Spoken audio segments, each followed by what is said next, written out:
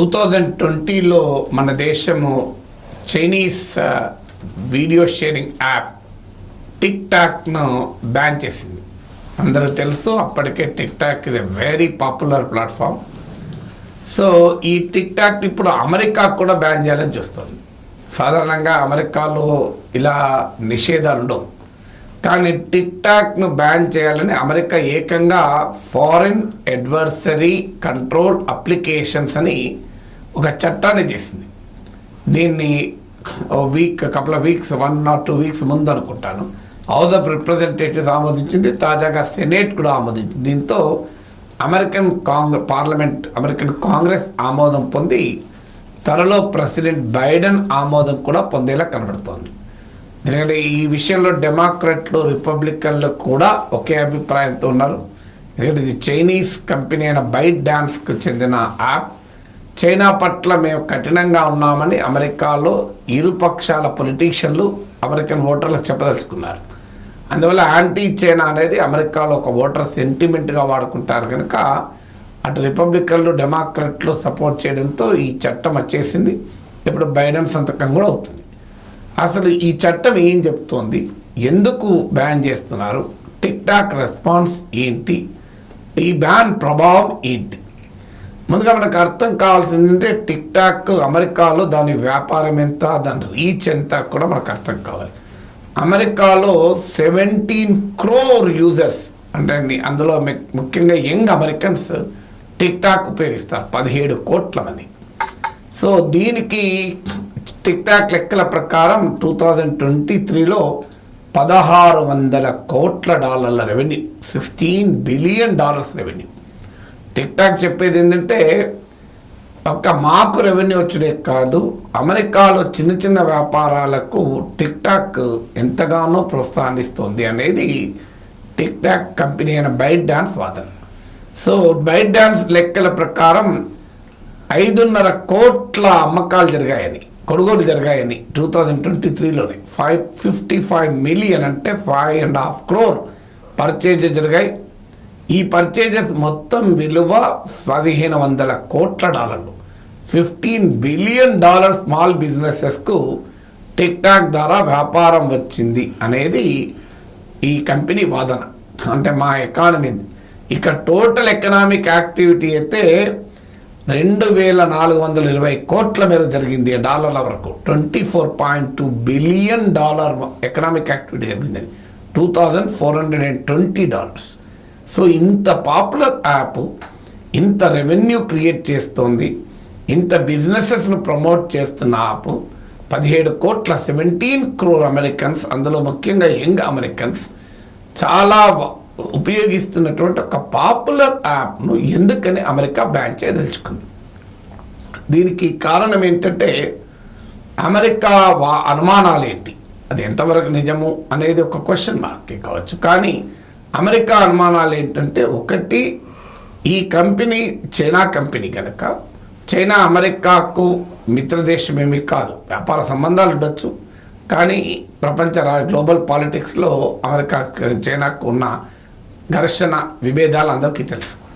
So America వినియోగదారులు అంటే ఇప్పుడు 17 కోట్ల మంది యూజర్స్ ఉన్నారు కనుక అమెరికా వినియోగదారులకు సంబంధించిన సెన్సిటివ్ డేటాను, కీలకమైన సమాచారాన్ని టిక్ టాక్ సేకరిస్తుంది. టిక్ టాక్ ద్వారా ఇది చైనాకు చేరుతుంది అనేది మొదటి అనుమానం. ఈవెన్ 2024 అమెరికన్ ప్రెసిడెన్షియల్ ఎలక్షన్స్ను కూడా చైనా టిక్ టాక్ ఉపయోగించి ఇన్ఫ్లుయెన్స్ చేస్తుంది అనేది అమెరికా వారి అనుమానం. దాంతోపాటు ఈ టిక్ టాక్ యూజర్స్ డేటానే కాదు, టిక్ టాక్ చైనా ప్రభుత్వానికి వ్యతిరేకంగా ఉన్న కంటెంట్ను సెన్సార్ కూడా చేస్తుంది అని టిక్ టాక్ పైన అమెరికా అధికారుల ఆరోపణ. సో అందువల్ల మేము బ్యాన్ చేస్తున్నామని. ఈ చట్టం ప్రకారం 9 నెలల్లో టిక్ టాక్ అమెరికాలో తన ఆపరేషన్ అంటే బైట్ డాన్స్ అనే కంపెనీ తన అమెరికన్ ఆపరేషన్స్ను ఏదో ఒక అమెరికన్ కంపెనీకి అమ్మివేయాలి within 9 months. అంటే టిక్ టాక్ క్లోజ్ చేయాల్సిన అవసరం లేదు, but it cannot be the hands Chinese company. China company యాజమాన్యం పోవాలి. చైనా ఈ ఆపరేషన్స్ను చైనా కంపెనీ బైట్ డాన్స్ ఏదో ఒక అమెరికన్ కంపెనీకి అమ్మివేయాలి, 9 నెలల్లో జరగాలి. ఒకవేళ జరగకపోతే అప్పుడు అమెరికా ప్రభుత్వము టిక్ టాక్ను బ్యాన్ చేస్తుంది. బ్యాన్ చేస్తే జరిగేది ఏంటంటే కొత్తగా ఎవరు ఈ యాప్ను డౌన్లోడ్ చేసుకోలేరు.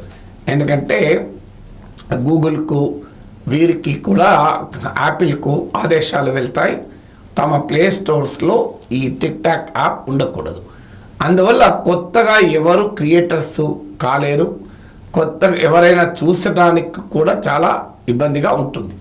అందువల్ల బ్యాన్ ఒక రకంగా యూజర్స్ను ఇక్కడ నుంచి పంపేస్తుంది. ఇక డౌటే లేదు, టిక్ టాక్ను ఉపయోగించుకోకుండా వారు వేరే ప్లాట్ఫామ్ చూసుకుంటారు.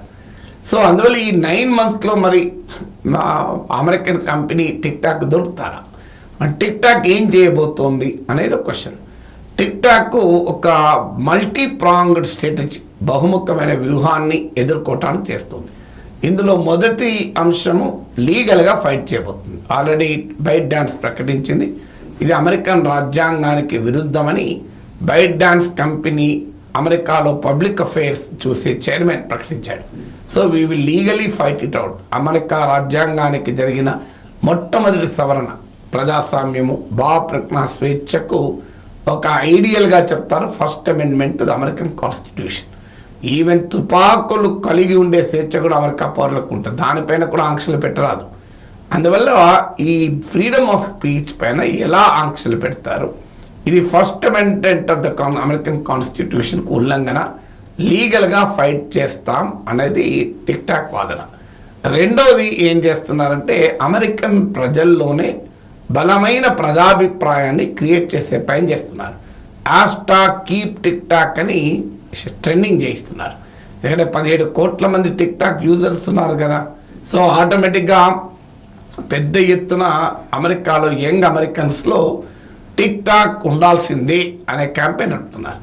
అమెరికన్ టెలివిజన్లో $1,00,000 మేరకు టెలివిజన్ యాడ్స్, అలాగే ఫేస్బుక్లో, ఇన్స్టాగ్రామ్లో భారీగా యాడ్స్ కూడా ఇస్తున్నారు.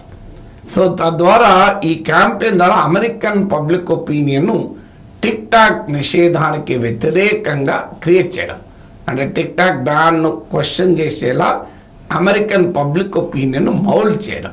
ఇది ఈ 2 రకాల లీగల్గా ఫైట్, ఇటు ప్రజల్లోనే వ్యతిరేకత క్రియేట్ చేయడం. అందులో భాగంగానే బైట్ డాన్స్ ఈ డేటా రిలీజ్ చేసింది. 5.5 కోట్ల పర్చేజెస్ జరిగాయి, 1,500 కోట్ల అమెరికన్ డాలర్ల మేరకు అమెరికన్ స్మాల్ బిజినెసెస్కు వ్యాపారం వచ్చింది. 2,400 crores ఎకనామిక్ యాక్టివిటీ జనరేట్ అయింది. అందువల్ల దీన్ని బ్యాన్ చేస్తే అమెరికన్ ప్రజలకు నష్టం, అమెరికన్ ఎకానమీకి నష్టం అని బైట్ డాన్స్ భారీ ఎత్తున క్యాంపెయిన్ చేస్తుంది. ఎందుకంటే బైట్ డాన్స్కు ఛాలెంజ్ ఏంటంటే 2 రకాల ఛాలెంజెస్ ఉన్నాయి. ఏదో అమెరికా కంపెనీకి ఏదైనా అమ్మిపోదామా అంటే మొదలు ఛాలెంజ్ ఏంటంటే అసలు అమ్ముదామన్నా అమెరికాలో ఎవరైనా బయర్ దొరుకుతారా. ఎందుకంటే ఈ కంపెనీ ఇది యాప్, దీనికి ఏం ఫిక్స్డ్ అసెట్స్, బిల్డింగ్లు, ల్యాండ్స్ ఉండవు. దీనికి ఉన్న ఆస్తులు ఏంటంటే దాని అల్గరిథం అంటారు, అంటే పవర్ఫుల్గా రికమెండేషన్ పంపగలుగుతుంది. సో ఆ రికమెండేషన్ పంపే అల్గరిథమే దీనికి కీలకం. సో ఆ అల్గరిథం ఉంటే తప్ప ఎవడు కొనడానికి ముందుకు రాడు. కానీ చైనా ఇటీవల ఒక చట్టం చేసింది, ఒక చట్టానికి ఒక మార్పు చేసింది. సో ఈ అల్గరిథమ్స్ ఎక్స్పోర్ట్ను నిషేధించింది. అంటే చైనా నుంచి నిషేధిత జాబితా, ఎక్స్పోర్ట్ బ్యాన్లో అల్గరిథం కూడా ఉంది. అందువల్ల ఇవాళ టిక్ టాక్ అమెరికన్ కంపెనీకి బైట్ డాన్స్ అమ్మివేయడము, టిక్ టాక్ అమ్మివేయడం అంటే అల్గరిథం అమ్మివేయడం. సో అల్గరిథం అమ్మడాన్ని చైనా చట్టాలు ఒప్పుకోవు, ఎందుకంటే ఇది అండర్ ఎక్స్పోర్ట్ బ్యాన్లో ఉంది. అల్గరిథమే లేనప్పుడు దీన్ని ఎవరు కొంటారు? ఇప్పుడు మైక్రోసాఫ్ట్, అలాగే ఒరాకిల్ వీళ్ళు ముందుకు వచ్చారు, కానీ ఈవెన్ వాల్మార్ట్ కూడా ముందుకు వచ్చింది కొందామని. కానీ అల్గరిథమే లేనప్పుడు దాంట్లో ఉన్న చామే లేదు. ఇక ఆ కంపెనీ పాపులర్ అయ్యడానికి టిక్ టాక్ స్కోప్ ఉండదు. అల్గరిథము ఉండాలి అంటే చైనా గవర్నమెంట్ చట్టాలు ఒప్పుకోవు. అందువల్ల దీనికి ఈవెన్ టిక్ టాక్ బయర్ దొరుకుతారా కూడా అనుమానమే. 9 monthsలో అమెరికన్ బయర్ దొరకకపోతే, అమెరికన్ కోర్టుల్లో రిలీఫ్ రాకపోతే ఆటోమేటిక్గా అమెరికన్ ప్రభుత్వం టిక్ టాక్ను అమెరికాలో నిషేధిస్తుంది. అందుకే ప్లాన్ బి కూడా బైట్ డాన్స్ పెట్టుకుని ఉంది. ప్లాన్ బిలో భాగంగా ఇటీవల Lemon8 అనే ఒక యాప్ను అమెరికా పబ్లిక్ పెద్ద ఎత్తున బైట్ డాన్స్ ప్రచారం చేస్తుంది. పరిచయం చేస్తుంది. ఇదేంటంటే ఫోటోలను, టెక్స్ట్లను సేవ్ చేసుకోవటానికి, షేర్ చేసుకోవటానికి, పోస్ట్ చేసుకోవటానికి అవకాశం ఉన్న యాప్. ఒక రకంగా పింట్రెస్ట్, ఇన్స్టాగ్రామ్ల కాంబినేషన్లో ఉంటుంది. ఆ రెండింటిని ఫీచర్స్ని కలిపితే ఈ లెమన్ 8 అనే యాప్ ఉంటుంది. సో దాన్ని ప్రమోట్ చేస్తున్నారు. ఒకవేళ టిక్ టాక్ అక్కడ ఆపరేషనల్గా లేనప్పుడు ఈ చైనీస్ కంపెనీ అయిన బైట్ డాన్స్ లెమన్ 8 ద్వారా వ్యాపారం చేయవచ్చు అని. అయితే అమెరికా ప్రభుత్వాల వాదన ఏంటంటే 2020లో భారతదేశం బ్యాన్ చేసింది. ఏమైంది? అప్పుడు భారతదేశం బ్యాన్ చేసే టైంకి టిక్ టాక్ మామూలు ఫాలోయింగ్ లేదు, మనందరికీ తెలుసు. టిక్ టాక్ పేరు చెప్తేనే డాన్సులు చేసేవాళ్ళు జనం. సో కానీ ఎవరు పడతారు టిక్ టాక్ డాన్స్ లేదు, టిక్ టాక్లో పోస్ట్ చేసుకునేవారు. చాలామంది సంగీత విద్వాంసులు అయిపోయారు, డాన్సర్లు అయిపోయారు, మామూలుగా లేదు క్రియేటివిటీ. కానీ అది అయిపోయినాక ఏమైంది? ఇన్స్టాగ్రామ్లో రీల్స్ పెట్టడము, యూట్యూబ్లో షార్ట్స్ పెట్టడం మొదలుపెట్టారు. అందువల్ల ఒకవేళ అమెరికాలో రేపు టిక్ టాక్ లేకపోతే యంగ్ అమెరికన్స్ కూడా యూట్యూబ్ ప్లాట్ఫామ్ను, ఇన్స్టాగ్రామ్ రీల్స్ను ఉపయోగించుకుంటారు అనేది అమెరికాలో ఈ బ్యాన్ సమర్థించే వారి వాదన. బట్ చూడాలి ఏ రకంగా అమెరికా నిషేధం టిక్ టాక్ ఏ రకమైన మలుపులు తీసుకుంటుందో.